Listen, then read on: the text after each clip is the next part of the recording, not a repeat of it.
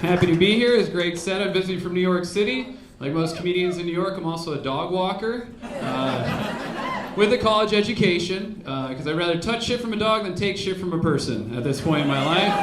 A couple gig employees in the house know what I'm talking about. It's a pretty easy job walking dogs, but I told a nightmare scenario a couple weeks ago. I was walking this giant German Shepherd. We walked past this elderly black man. The dog just immediately started aggressively barking at this guy, and he goes, "Yo, is that dog racist?"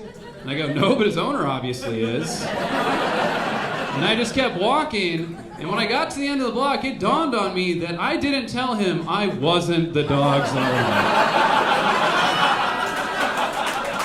So as far as this guy knows, I'm just the most insecure racist, just walking around.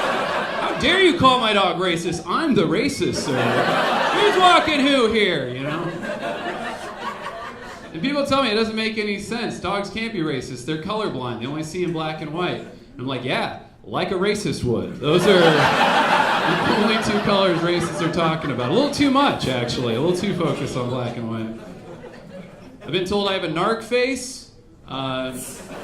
It's fine. It's true. I know I have a narc face. People try and diss me for having a narc face, but this is my secret superpower. I'm not a narc. I just have the face for it.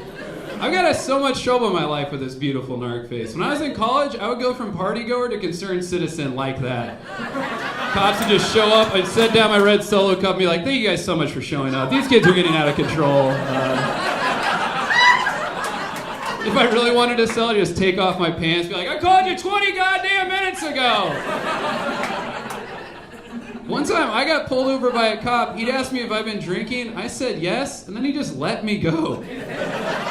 I have such a narc face. I narked to myself and got away with it. That is a powerful narc face. Y'all's fucks with astrology in the house, huh? Any fellas? Any guys in the house into astrology? No, of course not. Guys are not allowed to be into astrology, you know? Like, guys are allowed to give themselves staph infections for never washing their lucky jersey. But if you crunch the numbers on that jersey, you're still just a Browns fan. You know what I mean? Like, guys are allowed to be superstitious in a different way. I'm not totally into astrology. Like, I'm an atheist, but I know the moon's looking. That's kind of where I'm at, spirituality-wise. Like, I'm into astrology like people bum cigarettes. I'm only doing it when I'm drunk or going through something. Those are the only times I need to check my horoscope, do a deep read. And much like people like, I'll smoke on my deathbed. I'll be doing that with astrology. Just having my nephew read me my horoscope. Like, "What's it say today, Sonny?" He'd be like, "Ugh, outlook not so good." I'd be like, "Classic Cancer, every time." All right, lost you guys on the wordplay. That's fine. I guess your laughs are in retrograde as well, huh? All right.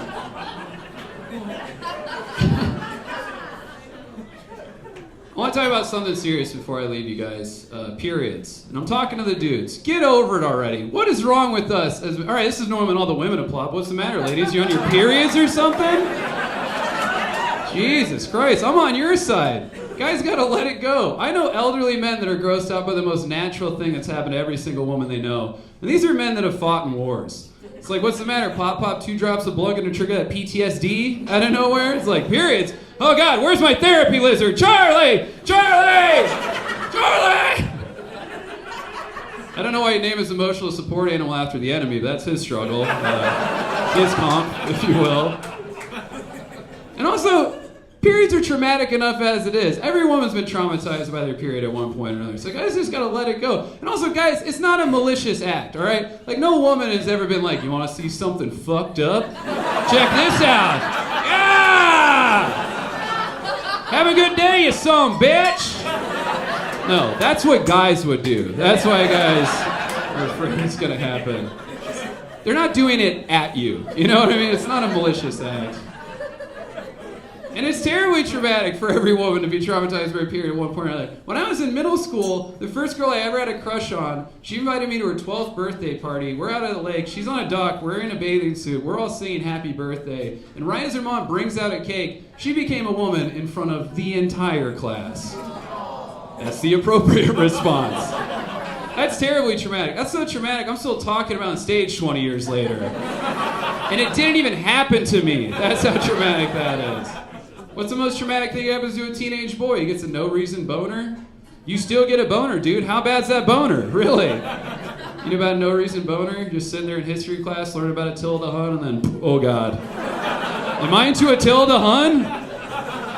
Is my sexual orientation Hun now? I don't know what's going on. No, it's just a non-sexual boner. And even then, guys can hide it so easily. Like, you see guys walking down the hall, and all of a sudden they stop and do that stance. They're like, oh, I'm just very stately for the next 3 minutes. I'm working door here at history class. Can I check your ID? Oh, you know, like...